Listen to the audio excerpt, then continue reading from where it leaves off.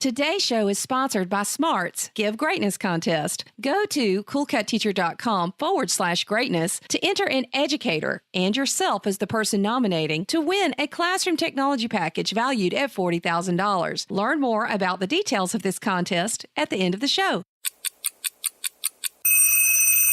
Episode 323, Using the Real-World Classroom Teaching Model when Teaching Finance. The 10-Minute Teacher Podcast with Vicki Davis. Every weekday, you'll learn powerful, practical ways to be a more remarkable teacher today. So today we're talking with Brian Bean, 14-year Texas educator, about real-world classrooms. Now, Brian, your story to reach real-world classrooms actually has a bit of a challenging beginning. Somewhat of a challenge, if you want to put it that way. It's an understatement, huh? You could say that. My family and I were the victims of a fairly elaborate Ponzi scheme back in 2008, where they were targeting middle-income people with good credit, like teachers, and then they were leveraging our credit to pull equity out of real estate and business loans, and then use that in their fund. I was pretty naive at the time to personal finance. I was teaching science, and I just thought it all sounded great. After about a year or so, some sketchy things started happening, and we took a little bit closer look at what was going on and discovered that we were in debt to the tune of about $1.2 million. Wow. Yeah, so we had to declare bankruptcy and kind of had to start over from scratch at the time. And yeah, it was hard, but you learn a lot through a situation like that. One of the things I learned was that there were some pretty glaring holes in the education system when it came to personal finance. I mean, I was supposedly an educated man, and I didn't know any of in hindsight, what should have been major red flags. Went back to school, got certified to teach banking and finance, and got a master's degree in teaching methodology, and set to trying to fix it. Yeah. And that's kind of how the real-world classroom teaching model started. What is the real-world classroom teaching model? Some people like to compare it to a simulation because there's a component of it that's a simulation. But really what it is, it's a model that gamifies and puts the personal in personal finance, where what we do is we take the students in class real life experience and we blend it with an online simulated experience where decisions that students make in either arena impact the privileges that they have in either arena. So let me give you some basic examples.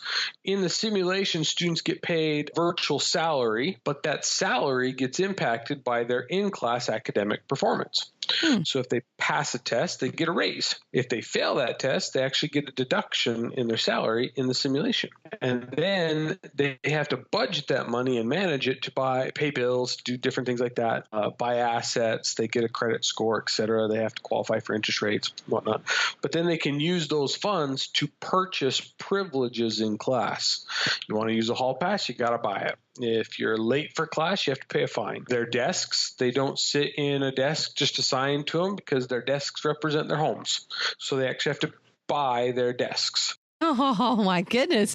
Yeah, well, there's some folks. So these finance classes or these other classes besides finance?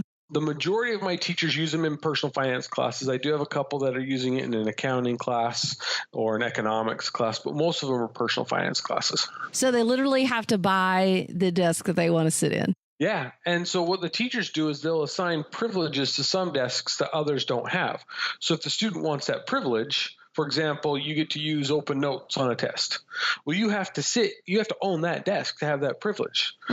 So it creates a marketplace in class, and that's one of the first major decisions students have to make. Can I afford this more expensive desk I really want? What sacrifices am I going to have to make to be able to afford that? Or do I want to go conservative, et cetera? When all is said and done, the thing that really makes this model different, that really makes all these decisions carry weight, that takes it from just a game to an actual accountability, is the simulation grade that they get for doing I call it a life lab.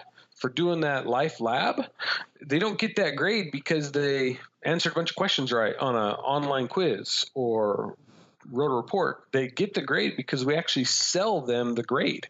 So they got to have enough money to buy an A. Exactly. If they've got enough to write, they write me a check, they get an A. If they don't, they get whatever they can afford. So that decision on what house I bought might come back to haunt me, or it might come back to be beneficial because, if I'm doing well on my tests because I get to use my notes, then I get higher salary and then I can budget that. And so we've tried to bring in as many real world scenarios as we can. Students have credit cards and bank accounts, checking and savings. They have a credit score they develop. They have an in-class stock market they can invest in. We even have a random factor called Life Happens, where regularly we play a game where it picks a student at random and then a random scenario occurs and kids got to deal with it. Some of them are good. They got some money. Most of them are bad. Some of them permanently change their budget. Like you just had a baby and now you've got your budget changed. So you got to compensate and adjust, because a lot of real world finance is how well are you prepared for the unexpected? How well did you plan for things you can't control?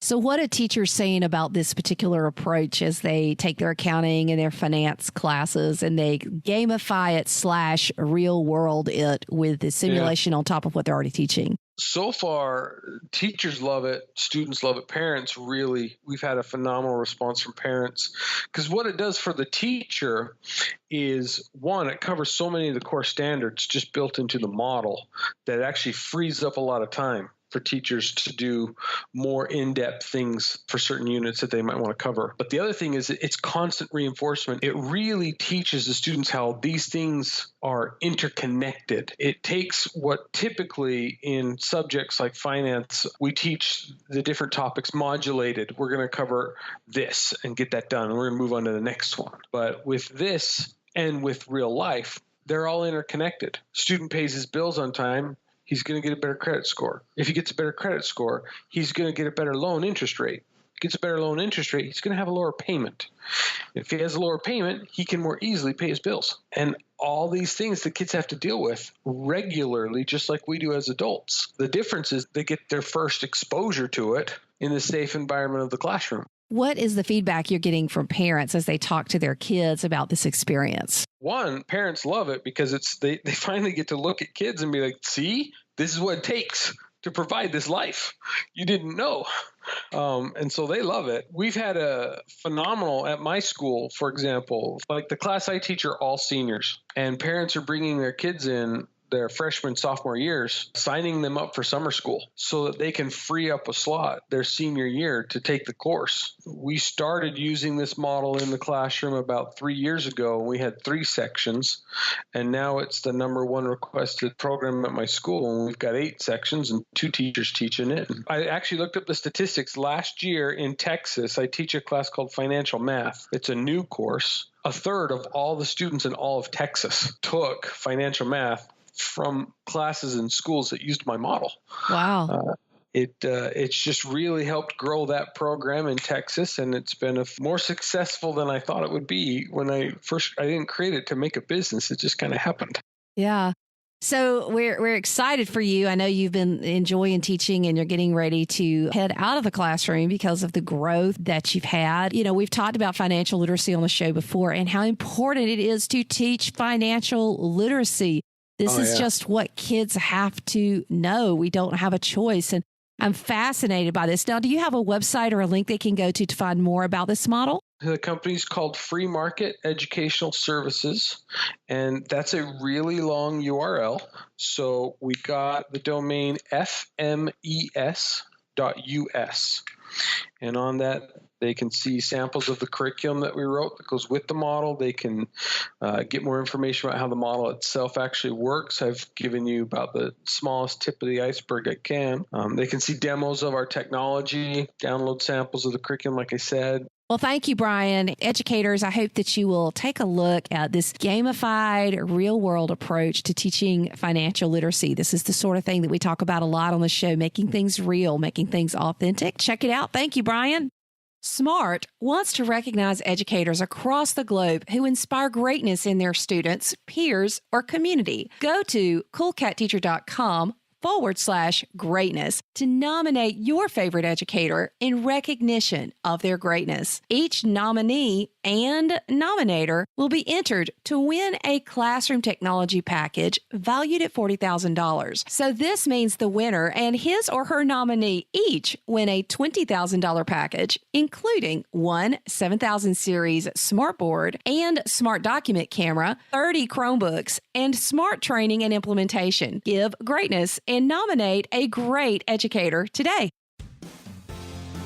Thank you for listening to the 10-Minute Teacher Podcast. You can download the show notes and see the archive at coolcatteacher.com/podcast. Never stop learning.